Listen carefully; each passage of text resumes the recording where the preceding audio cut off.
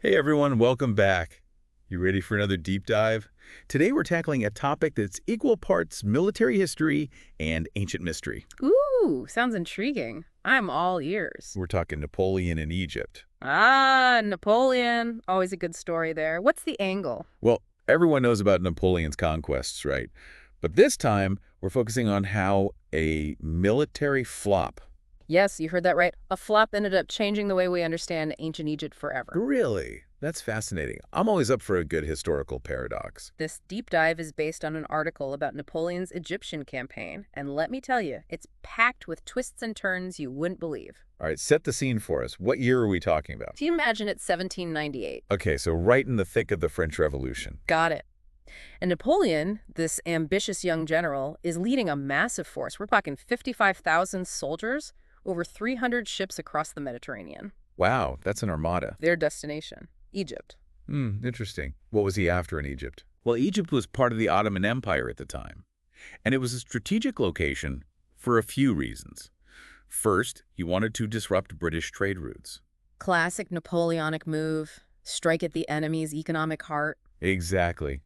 Plus, he saw it as an opportunity to spread the ideals of the French Revolution. Ah, so exporting liberty, equality, fraternity. Sounds familiar. And, of course, let's not forget a little bit of empire building for himself. Napoleon was never one to shy away from ambition. That's putting it mildly. He wanted to leave his mark on the world, that's for sure. Absolutely. But here's where things get really interesting. Napoleon didn't just bring soldiers on this expedition.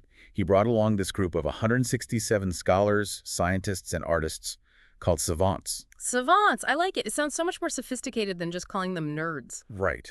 So these savants were tasked with studying and documenting ancient Egypt. So basically a massive scientific expedition embedded within a military campaign. Genius. I know, right? It's like something out of a movie. And speaking of movie-worthy moments, their journey started with a near miss. Oh, what happened? They almost ran right into the British fleet, led by, you guessed it, Admiral Horatio Nelson. Uh-oh. Not a good person to bump into if you're on the other side. Luckily, a timely fog rolled in, allowing the French to slip past undetected. Talk about a stroke of luck. They landed in Alexandria, took the city, and for a moment it seemed like victory was within reach. But the story was far from over. Oh, I bet. When it comes to Napoleon, there's always another chapter. So what happened next? Well, one of the most famous encounters of the campaign happened shortly after the Battle of the Pyramids. The Battle of the Pyramids. Now that sounds epic. It was. So Napoleon's forces came face to face with the Mamluk cavalry.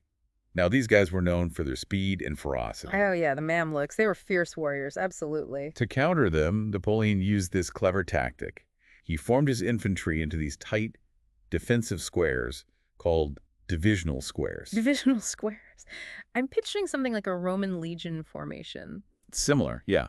Imagine a massive square of soldiers, shoulder to shoulder, bristling with bayonets. Okay, so basically an impenetrable wall of pointy steel. Got it. Basically. These squares were like moving fortresses. And against the Mamluks, who relied on these swift cavalry charges, it was a game changer. Clever. I bet the Mamluks weren't expecting that kind of defense. Not at all. It was a decisive victory for the French and really showcased Napoleon's tactical brilliance. But if I know Napoleon, one victory wasn't enough. He was always aiming for more. You're right, and he definitely had bigger plans. But little did he know, trouble was brewing on the horizon. Remember Admiral Nelson? The one they dodged earlier. Oh yeah, I have a feeling he wasn't going to let that slide. You got it. Nelson was relentless. He tracked down the French fleet at Aboukir Bay and in a brutal battle, completely destroyed it. Ouch. And that's a serious blow. What did that mean for Napoleon's army? It was a disaster. His army was now stranded in Egypt, cut off from reinforcements and supplies. So, from a seemingly unstoppable force to a stranded army, things changed quickly. What did Napoleon do? Well, he had to adapt. Instead of focusing solely on conquest, he tried to win over the Egyptians by modernizing the country. Interesting tactic. So what kind of reforms did he implement? He did a lot, actually. He introduced things like a postal service, hospitals, even new schools. He abolished feudalism, which was a major step, and oversaw the construction of mosques to show respect for the local religion. Wow, a whole slew of reforms. It seems like he was genuinely trying to make a positive impact. He definitely made some progressive moves, Yeah. but of course it's complicated. He was still a foreign invader, an occupying force, no matter how many reforms he introduced. Yeah, you can't just conquer a country and expect everyone to embrace you with open arms just because you build a few hospitals. Exactly. But Napoleon's ambitions didn't end there. He set his sights eastward, hoping to expand his influence even further. This led him to the city of Acre. And that's where he encountered fierce resistance. The siege of Acre became a turning point in the campaign, and not in Napoleon's favor. Oh, what happened at Acre? The city was heavily fortified, and despite launching multiple attacks, Napoleon's forces just couldn't break through. So, a defeat for the seemingly invincible Napoleon. Exactly. It was his first major defeat, and it shattered this aura of invincibility he'd built up. This failure forced him to rethink his entire strategy and eventually led to his decision to return to France. So, all in all, a military failure. But you mentioned at the beginning that this campaign had a huge impact on our understanding of ancient Egypt. How did that happen? Well, while Napoleon was busy with battles and sieges, remember those savants he brought along? As scholars, artists, and scientists, yes, they were doing more than just sightseeing, I imagine. Oh, much more. In 1799, while they were constructing a fort near a town called Rosetta, Rosetta. Okay, I'm seeing where this is going. they stumbled upon this black basalt slab inscribed with 3 different scripts. 3 different scripts. What were they? There were ancient Egyptian hieroglyphs, Demotic script, which was a cursive form of Egyptian writing, and ancient Greek. And this, my friend, was the Rosetta Stone. The Rosetta Stone. I've heard of it, of course, but never knew the story of how it was discovered. And this discovery was monumental. You see, at the time, nobody knew how to decipher Egyptian hieroglyphs. They were a complete mystery. Right. So how did the Rosetta Stone change that?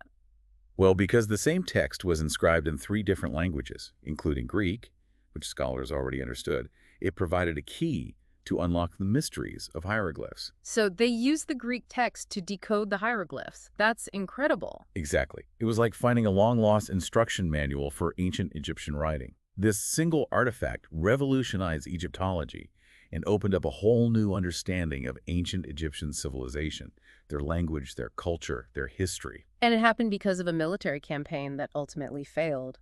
History is full of surprises. It really is. Yeah. Napoleon set out to conquer, but his expedition ended up having this incredibly profound impact in the world of science and history. It makes you wonder, what other seemingly insignificant events throughout history might have had similar unintended but far-reaching consequences? That's a great question, something for all of us to ponder. Thanks for joining me on this deep dive into Napoleon's Egyptian campaign. It's a story of ambition, conflict, and unexpected discovery. And it just goes to show sometimes the greatest discoveries come from the most unexpected places. Absolutely. It's a great reminder that history is full of surprises. Until next time. See you then.